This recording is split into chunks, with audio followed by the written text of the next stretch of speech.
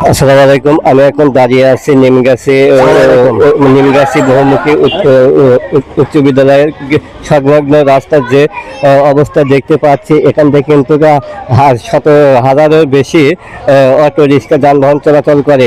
এখানেই কিন্তু পাশে রয়েছে নিমগাছি বহুমুখী উচ্চ বিদ্যালয়। এখানকার কিন্তু ছাত্রছাত্রীরা স্কুলে যেতে পারে না। এই একটু বৃষ্টি হলেই কিন্তু এখানে তলিয়ে যায়। তো ওই তলিয়ে যাওয়া পানির কারণেই কিন্তু এখানে কাদা হয়ে যায়। আর এই কাদা হওয়ার কারণে কিন্তু স্কুলের ছেলেপেলে কিন্তু স্কুলে যেতে পারে না। আর এখানে নিমগাছি বহুমুখী উচ্চ বিদ্যালয়ের এক শিক্ষার্থীর সাথে কথা বলবো।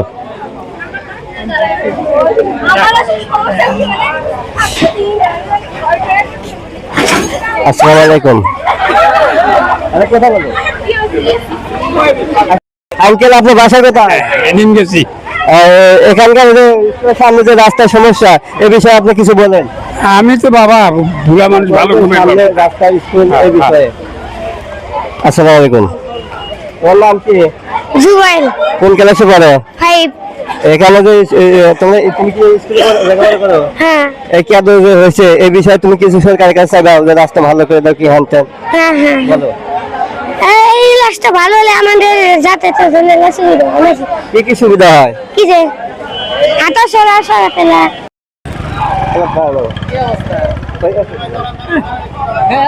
আসসালামু আলাইকুম। ওয়ালাইকুম সালাম। ভাই, আপনার নাম কি? আমার নাম মোহাম্মদ এরশাদ আলী। আপনার বাসা কোথায়? বাসা আমার ভবানীপুর। আপনি এই রোডে কি নিয়মিত চলাফেরা করেন? প্রতিদিন চলাফেরা করি। এই রোডের যে ক্রাইসিস অবস্থা, এই অবস্থায় সাধারণ জনগণ বা স্কুলের ছাত্র কেউ চলাফেরা করতে পারে না। এই মতো অবস্থায় এই রাস্তার দ্রুত সংস্কার হওয়া উচিত।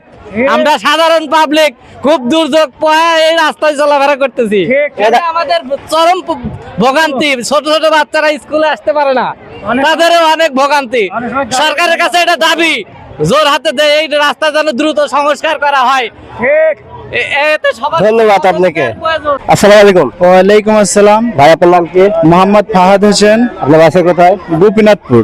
আপনার দোকানের সামনে যে এই রাস্তার এই অবস্থা, আপনি নতুন সরকারের কাছে কি চাচ্ছেন? আমরা চাচ্ছি যে এই রাস্তাটা মানে যে দ্রুত একটু মেরামত করার, আর পাশে একটু ড্রেন লাইনের ব্যবস্থা থাকলে মানে এই পানিটা জমবে না। তা হালকা বৃষ্টি হলে এই পাকা রাস্তার উপরে নিম্ন আকাঠু পানি জমে থাকে। সেই ক্ষেত্রে মনে হয় আমাদের একটু রাস্তাটা দ্রুত সংস্কারের জন্য দাবি। আর আমরা মনে করি এদিকে কাস্টমারও বা কেউ আসতেই পারে না, যে রাস্তাটা যদি দেখেন মনে করি যে আকাঠু পানি জমে থাকে। তাহলে আমরা নতুন সরকারের কাছে দাবি যে এই রাস্তাটা দ্রুত সংস্কার করার জন্য। আসসালামু আলাইকুম। ওয়ালাইকুম আসসালাম। ভাই, আপনাদের এই রাস্তার উপর যদি চলাফেরা করেন, কি সমস্যা হয়? এই রাস্তার যে গ্যাপগুলো বেশি সমস্যা। রাস্তা খুবই খারাপ।